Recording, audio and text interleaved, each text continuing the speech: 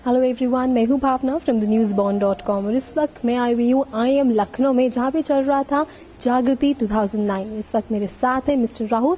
Mister Rahul, first of all welcome. Thank you. Mister Rahul, please हमें जागृति के बारे में कुछ बताइए। ये जागृति हमने इस बार पहली बार ये इनिशिएट किया है। ये हमने एक पैनल डिस्कशन रखा है लोगों को करप्शन के बारे में जागरूक करने के लिए, और कैसे करप्शन को फाइट किया जाए, और करप्शन से कैसे जो पढ़े लिखे लोग हैं वो कैसे उससे लड़के विजय हो सके। तो इसके लिए हमने स्पीकर्स बुलाए थे जो अलग अलग दुनिया के अलग अलग मोड़ से है। जो इसमें एक विक्रम सिंह जी थे जो एक्स DGP लखनऊ है और अभी DGP होमगार्ड है। एक जितेंद्र चतुर्वेदी जी थे जो कि NGO चलाते हैं। संदीप पांडे जी है जो मैक्सिस अवार्ड विनर है।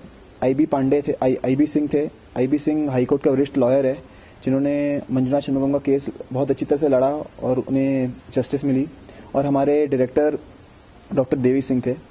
और इसको पूरे कंडक्ट करने के लिए हमने ओम प्रकाश जी को बुलाया था जो DD न्यूज के वरिष्ठ एंकर है। तो यही था, और हमारे स्टूडेंट्स आए थे और यही डिस्कशन था, और उन्होंने अपने इस टॉपिक पे व्यूज रखे और फिर स्टूडेंट्स ने उस पर अपने क्वेश्चंस पूछे और एक डिस्कशन हुआ। तो आप मुझे बताइए मंजुनाथ जी के बारे में कुछ बताइए, उस ट्रस्ट के बारे में बताइए, क्योंकि आज ज़्यादा लोगों को पता नहीं होता IIM के अलावा, तो आप हमें उसके बारे में कुछ बताइए। मंजुनाथ षणमुगम हमारे कॉलेज के एलुमनस थे 2003 बैच के। तो वो कॉलेज से पास होने के बाद उनको इंडियन ऑयल कॉर्पोरेशन में नौकरी मिली, और वहाँ पे वो जो पेट्रोल एडल्ट्रेशन होता है उसके खिलाफ लड़ रहे थे। तो आज से 4 साल पहले ऐसे ही एक लखीमपुर खीरी में एक पेट्रोल पंप का जो करप्शन चल रहा था उसके अगेंस्ट रिपोर्ट कर रहे थे। तो पेट्रोल पंप के ओनर ने उनकी हत्या कर दी और तब से ये केस चल रहा है। तो इनिशियली जब उनकी मौत हो गई तो कुछ ज़्यादा सपोर्ट नहीं मिला। तो हमारे IIM लखनऊ के एक एलुमनाई थे अंजलि और उनके हस्बैंड जय, उन दोनों ने मिलकर एक मंजुनाथ षणमुगम ट्रस्ट चालू किया। जो IIM के जितने भी सब स्टूडेंट्स थे, पास स्टूडेंट्स, उन्होंने मिलकर ये ट्रस्ट चालू किया। और ये ट्रस्ट का मुख्य मोटिव ये था कि पहले मंजुनाथ के केस को प्रॉपर्ली लड़ा जाए और उनको जस्टिस मिलनी चाहिए। तो ये ट्रस्ट उस मोटिव से सेटअप हुआ।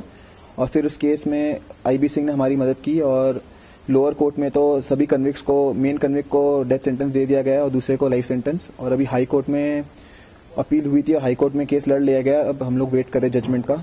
तो ये ट्रस्ट दूसरे एक RTI हेल्पलाइन भी चलाती है। और बेसिकली ट्रस्ट का ये इंटेंशन है कि ये करप्शन के अगेंस्ट जो एजुकेटेड लोग हैं वो कैसे मदद कर सकते हैं और कैसे उसकी अवेयरनेस फैला सकते हैं।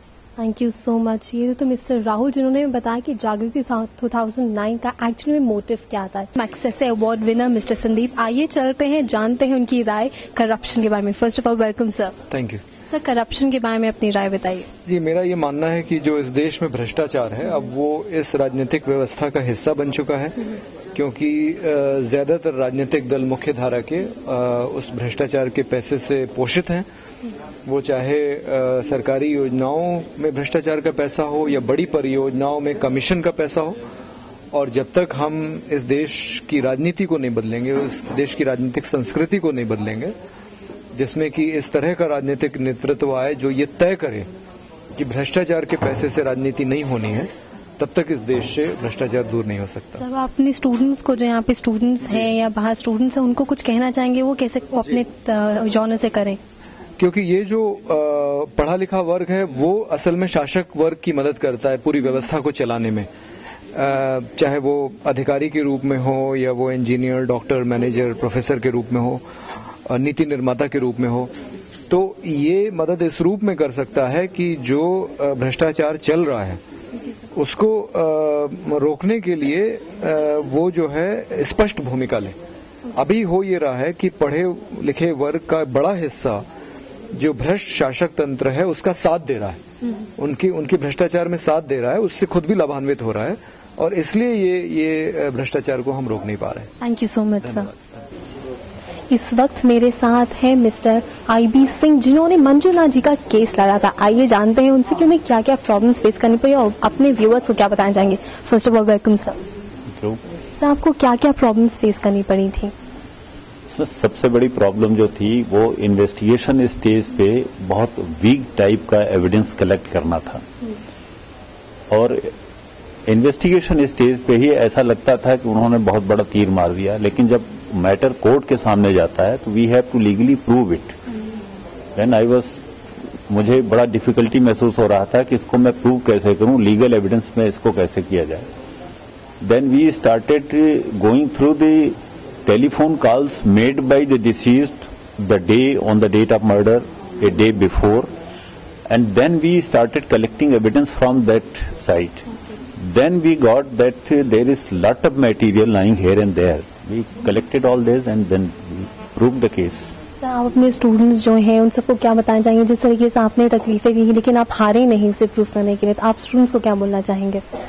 हम स्टूडेंट्स को सबसे पहले तो थैंक्स देना चाहेंगे जो उन्होंने इतना अच्छा सपोर्ट दिया।